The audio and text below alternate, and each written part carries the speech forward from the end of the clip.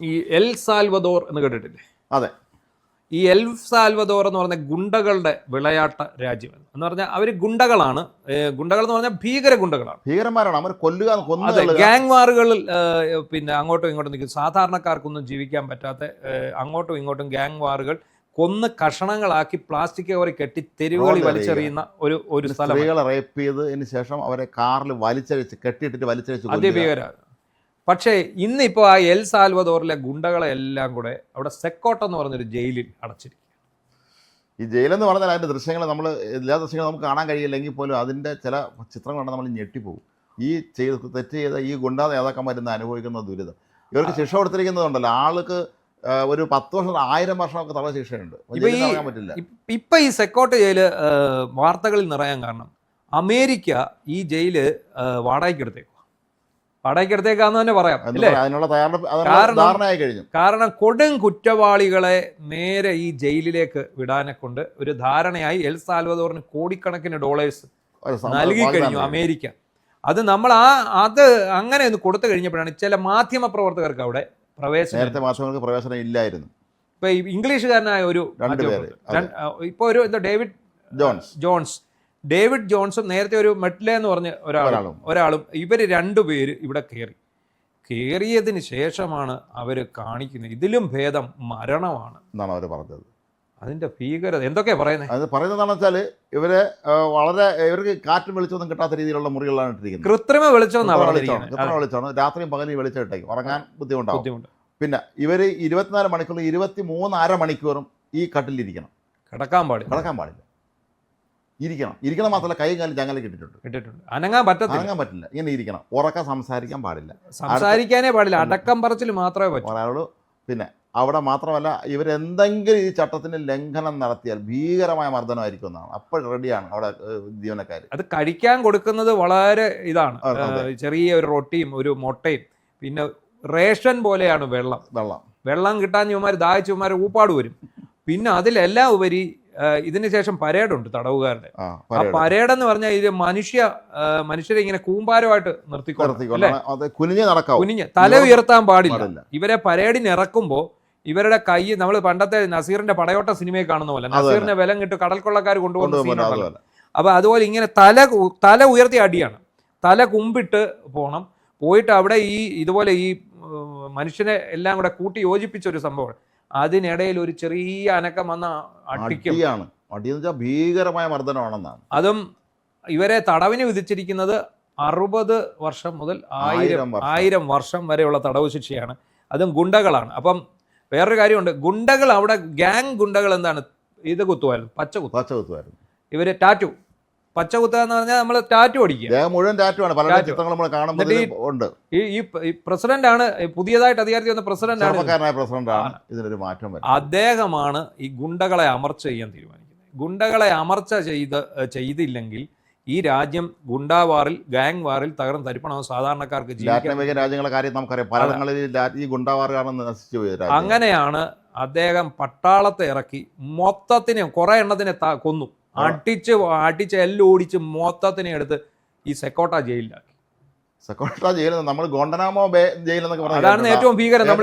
പക്ഷേ ഇതിനപേക്ഷിച്ച് നോക്കാം അതൊന്നുമല്ല, അത്ര ഭീകരമായ ഒരു അവസ്ഥയാണ്. എന്നിട്ട് ഈ തടവുകാരെ ഇയാൾ കണ്ടു, ഈ ഡേവിഡ് ജോൺസ് അദ്ദേഹത്തെ ഈ തടവുകാരെ കണ്ടു. ഒരു ഏറ്റവും ക്രൂരനായ ഒരു ഗുണ്ടാ നേതാവിനോട് അയാൾ ചോദിച്ചു, എനിക്കിവിടെ സുഖമാണ് എന്നാണ് അയാൾ പറഞ്ഞത്. മാത്രമല്ല ഇതിൽ വേറെ ദുരിതവും കൂടെ ഉണ്ട്, ഇവർക്ക് ഇനി ജീവിതകാലം മുഴുവൻ കുടുംബത്തെ കാണാൻ പറ്റും. ഇല്ല, അല്ല, അതിനകത്തൊന്നും ഇറങ്ങാൻ പറ്റത്തില്ല. ഇനി യുവന്മാർ പോകുന്ന ഇതിനകത്തൊന്നും മരിച്ചു പോകാൻ പറ്റും. എന്തിനേറെ പറയുന്നു, നമ്മൾക്കൊന്നും ഒരു ദിവസം പോലും നിൽക്കാൻ പറ്റും. മാത്രമല്ല ഈ മുറിയിൽ ഇരുന്നുകൊണ്ട് ഇവരെന്തെങ്കിലും നേരത്തെ തല്ല് കിട്ടിയതുപോലെ അതിനേക്കാളും കുറച്ച ഗ്രേഡിലുള്ള കൂടിയ ഗ്രേഡിൽ എന്തെങ്കിലും ഒരു അബദ്ധം കാണിച്ചാൽ വേറെ റൂമുണ്ട് അതിന്. അതെ, ഇവരെ പിടിച്ചോണ്ട് അതിനകത്ത് കിടും, അതിനകത്തിട്ട് ശരിയാകും. അപ്പം ആ മുറിയിൽ കിടന്നു കഴിഞ്ഞാൽ ഒരു ആവറേജ് ഒരു 2 ദിവസം 3 ദിവസം ഒരാൾ മുഴുവൻ ഭ്രാന്തനാകുമെന്നാണ്. ഈ നമ്മൾ പഴയ ഈ ഗ്രീക്ക് സിനിമകളൊക്കെ കാണത്തില്ല, അതെ അതുപോലത്തെ പടച്ചട്ടയും തലയിൽ ഈ ഇരുമ്പ് കവചവും ഒക്കെ അണിഞ്ഞ ആൾക്കാരാണ് ഇവിടുത്തെ ഈ ജയിലർമാർ. ജയിലിലെ കാവൽക്കാരെന്ന് പറഞ്ഞാൽ അവരാണ്. കയ്യിൽ വലിയ മാരകായുധമാണ്. എന്തെങ്കിലും ഒരു അനക്കവിമാരെ ഭാഗത്തുനിന്ന് അപ്പം അടിച്ചങ്ങ് നശിപ്പിക്കും. അതുകൊണ്ട് ഇപ്പോൾ എന്ത് സംഭവിച്ചു, എൽ സാൽവദോറിലെ ഗുണ്ടകളില്ല. അപ്പോൾ ഇത് അറിഞ്ഞപ്പോഴാണ് ട്രംപിന് ഒരു ആഗ്രഹം തോന്നിയത്, ഇതുപോലെ ആ ജയിൽ നമുക്കിങ്ങനെ ലീസിന് എടുക്കാം. കാരണം ഈ അകത്ത് പോയവന്മാരുടെ അകത്ത് പോയ എന്താ ഗുണ്ടകളെ എങ്ങനെ കണ്ടെത്തി എന്ന് ചോദിച്ചാൽ ടാറ്റു അടിച്ചവനെ മൊത്തം പിടിച്ചാൽ കുറെ നിരപരാധികളും നിരപരാധികൾ ഇനിയും ജീവിതത്തിൽ ഇറങ്ങത്തില്ല. ഇവന്മാർ ടാറ്റു അടിച്ചതാ, ഇവന്മാരുള്ള ആരാധന മൂത്ത് ടാറ്റു അടിച്ചവന്മാരെല്ലാം ഉണ്ട്. ഈ ഗുണ്ടകള് ഒന്നടങ്കം ഈ ജയിലിലായതോടെ എൽ സാൽവദോറിന് ഭയങ്കരമായിട്ട് സാമ്പത്തിക പുരോഗതി ഉണ്ട്. അല്ല, ഞാൻ ആലോചിക്കുകയാണ് നമ്മുടെ നാട്ടിലെ ജയിലിലെ കാര്യം. TP കേസിലെ പ്രതികൾ വേണമെങ്കിൽ കാമുകി വരെ വിളിച്ചുകൊണ്ട് വന്ന് അവിടെ ജയിലിൽ താമസിപ്പിക്കാനുള്ള സംവിധാനം നമ്മൾ ഏർപ്പാടായി കൊടുക്കും. കഞ്ചാവ്, മദ്യം, മൊബൈൽ ഫോൺ എല്ലാം ഉണ്ട്. ഇവിടെ അതല്ല. ഇവിടെ ഈ ഗുണ്ടകളെ എല്ലാം പിടിച്ച് ജയിലിലിട്ട് അതിക്രൂരമായ ശിക്ഷാ നടപടികൾ അങ്ങോട്ട് സ്വീകരിച്ചതോടെ അവിടുത്തെ ഗുണ്ടാശല്യം ഒതുങ്ങി.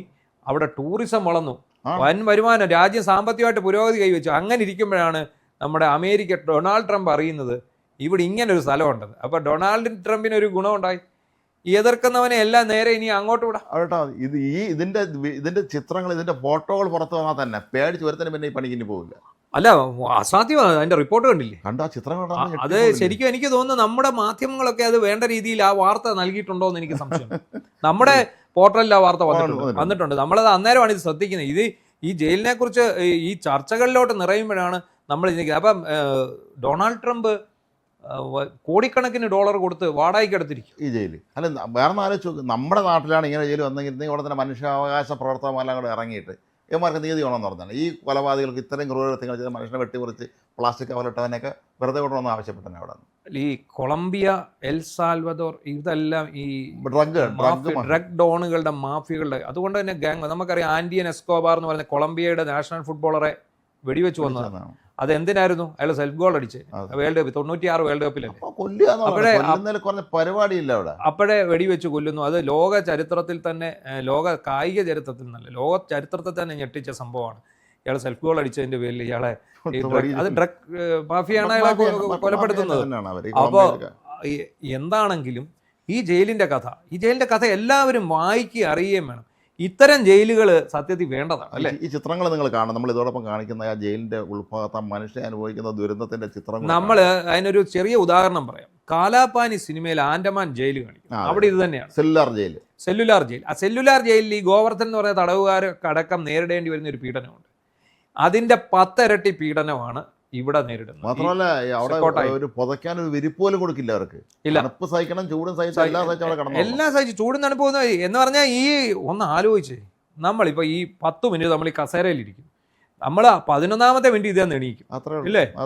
ഇവര് 24 മണിക്കൂറിൽ 21.5 മണിക്കൂർ ഈ ചങ്ങലക്കെട്ട് കട്ടിലിരിക്കും. മെത്തയോ വിരിപ്പോ ഒന്നുമില്ല, ഇരുമ്പ് കട്ടിലുകളാണ്. കിടക്കാൻ പോലും. ഇവിടത്തേക്ക് മനുഷ്യാവകാശ ലംഘനത്തിന് ആരും ചെല്ലുന്നത് കാരണം എങ്ങനെയായിരുന്നു എൽ സാൽവദോർ എന്നുള്ളത് എല്ലാവർക്കും. അത് പണ്ട് അവിടെ ദുരിതാനുഭവം ജനങ്ങൾ ഇതിനെതിരെ ആരും പ്രതികരിക്കാൻ ഇറങ്ങിയിട്ടില്ല. കാരണം അവർക്ക് ജീവിതം സുഖമായിരുന്നു. മാത്രമല്ല, യുവമാർ വിളയാട്ടം നടത്തിയിരുന്ന യുവമാരുടെ ഈ താവളങ്ങളൊക്കെ ഉണ്ടല്ലോ, കൊള്ള സംഘങ്ങളൊക്കെ ആയിരുന്നാലും താവളങ്ങളൊക്കെ ടൂറിസ്റ്റ് കേന്ദ്രങ്ങളാണ്. ഈ മനുഷ്യാവകാശം സംരക്ഷിക്കാനാണ് ഈ ജയിലുകൾ എന്ന് പറഞ്ഞാൽ പുറത്തുള്ള മനുഷ്യർ. അതെ, ഈ സാധാരണക്കാരായ മനുഷ്യർക്ക് നേരെ ഗുണ്ടാവിളയാണ്. നമ്മുടെ നാട്ടിൽ ഇപ്പൊ ഗുണ്ടകളുടെ കേളീരംഗമാണ് നമ്മുടെ കേരളം. അപ്പൊ തന്നെ ആ കൊച്ചിയിലെ സെക്സ് റാക്കറ്റിന് പിന്നിൽ പോലും ഇവിടുത്തെ വൻകിട ഗുണ്ടകളാണ് ഉള്ളത്.